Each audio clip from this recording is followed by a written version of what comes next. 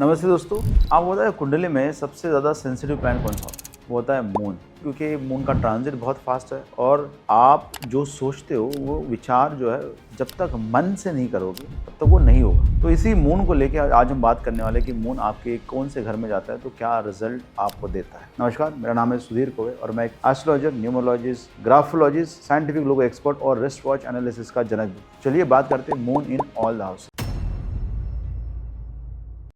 सबसे पहली बात, मून का पहले घर में जाना। देखिए, मून जो है बहुत ही ज़्यादा सेंसिटिव प्लैनेट, तो और उसके मूड्स जो है ना बहुत ज़्यादा स्विंग्स होते हैं। देखिए 15 दिन में 15 अलग तरीके के मूड्स आपको दिखाई देंगे। तो बहुत ही ज़्यादा मूडी व्यक्तिमत्व बनता है, whimsical बनता है, कब क्या करेगा कोई भरोसा नहीं है, मन में क्या आएगा वो भरोसा नहीं है, कौन सी दिशा में वो आपको लेके जाएगा उसका कोई गारंटी नहीं है। इसलिए अगर मून आपके पहले घर में है तो आप बहुत ही चंचल और मूडी किस्म के व्यक्ति बनते हो। मून का पहले घर में जाना आपका पब्लिक अपीयरेंस को बहुत अच्छा कर देता है। मतलब people will simply fall in love with you because moon motherly vibration देता है, जिसकी वजह से आपको जनता का प्यार या सबका प्यार बड़ी आसानी से मिलता है। यह आपको बहुत इमोशनल कर देता है और आपको फिकल माइंडेड, मतलब हर एक समय पे कुछ तो भी नया चीज, नया थॉट, नया प्रोसेस, नया तरीके से काम करने की इच्छा। दूसरा, मून जो है वो बहुत ज्यादा मनमानी करने के लिए बहुत ज्यादा फेमस है। आपने देखा होगा कि मून की 27 बीवियां थी, या फिर मून ने जो है बहुत सारी चीजें अपने हिसाब से की, अपने तरीके से की। तो ये लोग ना बहुत मनमानी करते हैं, उनको मन को कंट्रोल करना बड़ा मुश्किल होता है, मन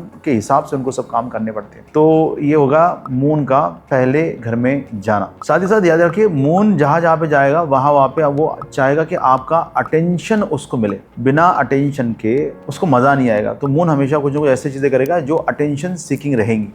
जब मून से प्रभावित जो व्यक्ति होते हैं, देखो मून आपका समाज में क्या परसेप्शन बनेगा उसको लेके बहुत ज़्यादा सेंसिटिव होता है। तो जब भी मून आपका पहले घर में जाता है, ये लोग बाकी लोग उनके बारे में क्या सोचेंगे उसके बारे में बहुत ज़्यादा सेंसिटिव होते हैं। मून कारक होता है पैसे का, मून कारक होता है लिक्विडिटी का, मून कारक है आपके मदर का, आपकी कार का, आपकी कंफर्ट का। तो ये व्यक्ति कंफर्ट ओरिएंटेड भी बनता है। ये व्यक्ति बहुत पैसा होता है, उनके पास बहुत पैसा आता है, लिक्विडिटी उनके पास बहुत ज़्यादा होती है। अगर यहाँ पे चंद्रमा के साथ जुपिटर मिल जाए तो जुपिटर जो है वो पहले घर में दिग्बली बनते हैं। तो ऐसे में ये पूरा क्वालिटी जो है वो जुपिटर का आ जाएगा, हैप्पीनेस का आ जाएगा, बहुत ज्यादा पीस का आएगा। ये जुपिटर चंद्रमा साथ में जो गजकेसरी योग बनाते हैं, तो गजकेसरी योग की जो भी पॉजिटिविटी वो आपको मिलेगी। ये बहुत हैप्पीनेस वाला कॉम्बिनेशन बनता है, Jupiter moon together in the first house. अगर चंद्रमा आपके पहले घर में चला जाए और उसको मार्स, राहु, केतु, जो मंगल देखेगा तो आपको बहुत ज्यादा एंग्री कर देगा, बहुत ज्यादा गुस्से वाला कर देगा। राहु कर देगा तो आपको बहुत डरपोक बना देगा, आपको हमेशा डर रहेगा कि मेरे साथ क्या हो रहा है, तो ये साइकोसोमैटिक डिसीज आपको दे देगा। केतु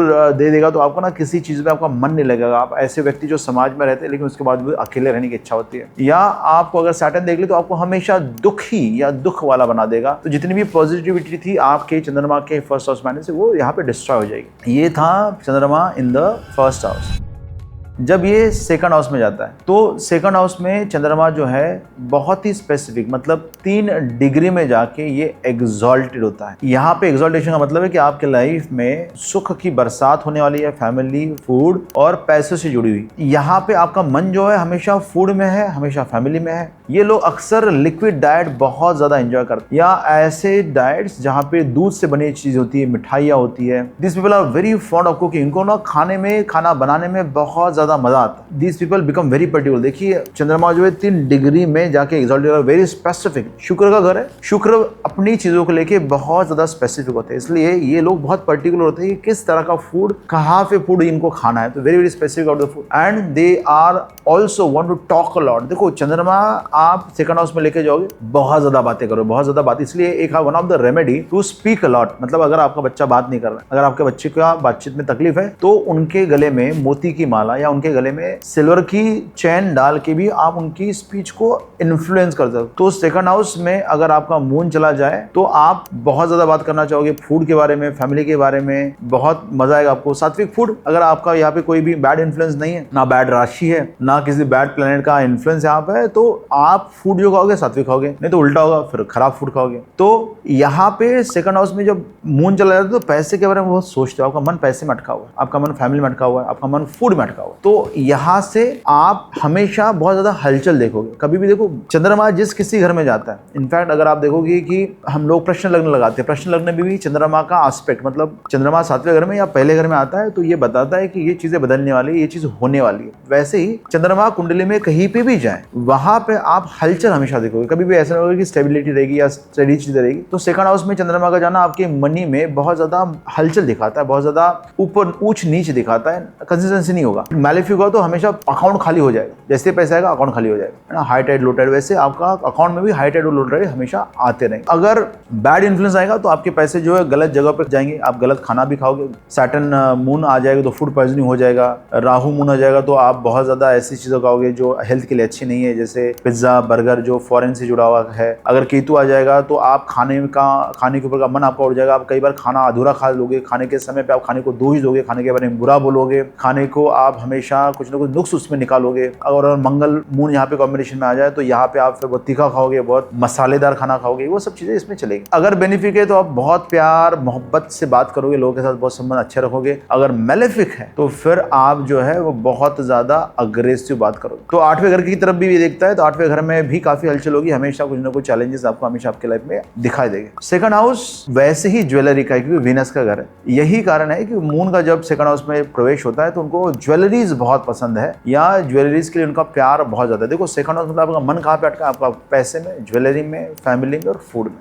तो ये थे चंद्रमा का सेकंड हाउस में जाना। देखिए इनके घर में जाके खाना जरूर खाइएगा क्योंकि ये बहुत ही स्वादिष्ट भोजन ये बनाते हैं।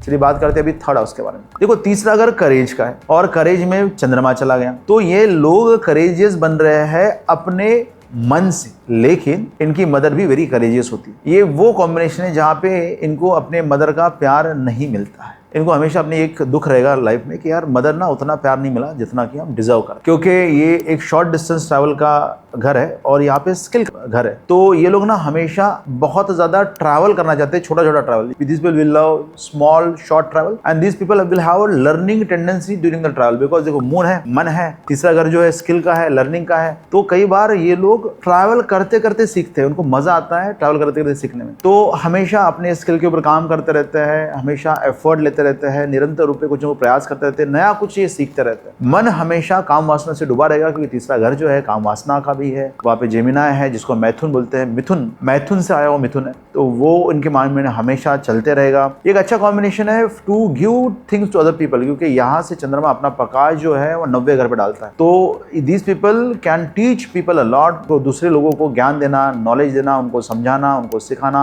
ये चीज बहुत कर सकते हैं। अगर बेनिफिक नेचर का है, किसी भी तरह का मैलिक इन्फ्लुएंस नहीं है, तो ये लोग जो भी बोलेंगे वो बहुत ही सुरीला रहेगा। इसलिए आप देखोगे कई सारे सिंगर्स, पोएट, क्रिएटिव टैलेंट वाले लोग जो है इनका मून तीसरे घर में आपको दिखेगा। याद रखिए कि अगर यहाँ पे राहु आएगा तो कुछ तो भी ऐसे एडवेंचर स्पोर्ट्स में चला जाएगा जहां पे अनप्रेडिक्टेबिलिटी बहुत ज्यादा है और बहुत ही ज्यादा शो ऑफ वाला हो, क्योंकि ये तीसरा घर जो है वो आपके सबकॉन्शियस माइंड का है और सबकॉन्शियस माइंड में आपका मून चला गया तो बहुत ज्यादा मल्टीपल एक्टिविटीज की रिमार्क करता है। इसलिए जब जब आपका सबकॉन्शियस माइंड है उससे जुड़ा कुछ करना है तो आपका स्पीड बहुत बढ़ जाएगा। या आप सोते समय जो आपको ड्रीम्स आते हैं वो भी आपको बहुत ज्यादा आएंगे। तो यहाँ पे दिमाग जो है वो बहुत ज्यादा फास्ट चलने वाला है। मिथुन राशि कम्युनिकेशन का है तो ये लोग ना बहुत तेजी से बात कर सकते हैं, बहुत फास्ट बात कर सकते हैं। इनके कई बार उनकी स्पीच का रेट आपको ज्यादा मिलेगा। इनकी लिखावट में या उनके कम्युनिकेशन में आपको स्पीड हमेशा दिखा जाएगा। ये सोचते बहुत फास्ट है। इसलिए आप देखो स्पोर्ट्स पर्सन जिनका मून तीसरे घर में होता है उनका थिंकिंग बहुत अच्छा होता है, उनके हैंड का मूवमेंट बड़ा फास्ट होता है, वो बड़ी आसानी से अपने हैंड्स को, रिस्ट को इस्तेमाल करके काम बहुत कर पाएंगे। इसलिए बैडमिंटन, क्रिकेट या टेबल टेनिस जहां पे भी रिस्ट का इस्तेमाल होता है, जहां पे रिस्ट बहुत फास्ट मूवमेंट आपको चाहिए, उन सभी जगहों पे ये बहुत अच्छा काम कर सकते हैं। और मर्क्यूरी और मून का कॉम्बिनेशन आपके स्किन को बड़ा सुंदर बना देता है। तो they have a glowing skin, बिना ऑयल के भी इनकी स्किन आपको ऑयली दिखाई देगी, इस तरह का कॉम्बिनेशन होता है। सो दीज पीपल आर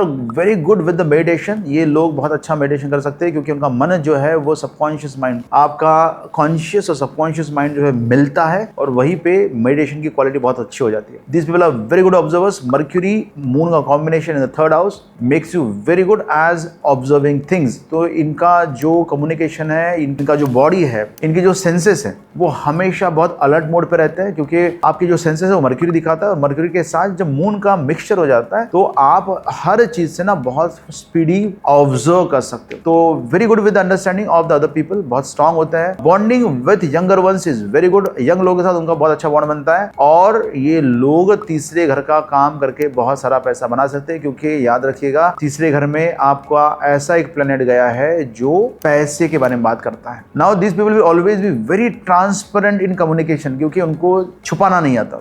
देखिए मून जो है पानी का कारक है, पानी कैसे होता है, क्रिस्टल एंड क्लियर। तो तीसरे घर में ये लोग झूठ बोलना पसंद नहीं करते, सच बोलना चाहते हैं, सच्चाई के साथ रहना चाहते हैं। Unless it has a malefic राशि और मैलेफिक इन्फ्लुएंस, ये झूठ नहीं बोल पाएंगे। This people are fond of cooking and food. इनको फूड, क्योंकि देखिए तीसरा घर ना हमेशा आपकी चॉइस का होता है, जो आपको करने को अच्छा लगता है, जो आपकी हॉबीज होती है, उनका तीसरा घर है। इसलिए this people will always be fond of cooking, क्योंकि कुकिंग और फूड ये दोनों ही मून के कारक है, तो इनको इनमें मजा आता है। And this people will love to travel. तीसरा घर अर्लियर आल्सो कि ये ट्रैवल का होता है, तो मजा आता है। याद रखिए यहाँ पे अगर आप देखोगे तो तीसरा घर जो है वो आपके 90 घर को देखता है, और यही कारण है कि इस व्यक्ति के बर्थ के बाद इनके पिता के लाइफ में ग्रोथ होती है, specially in terms of promotion. इनका कुछ ना कुछ प्रमोशन होगा, कुछ ना कुछ उनको मान सम्मान जरूर मिलेगा।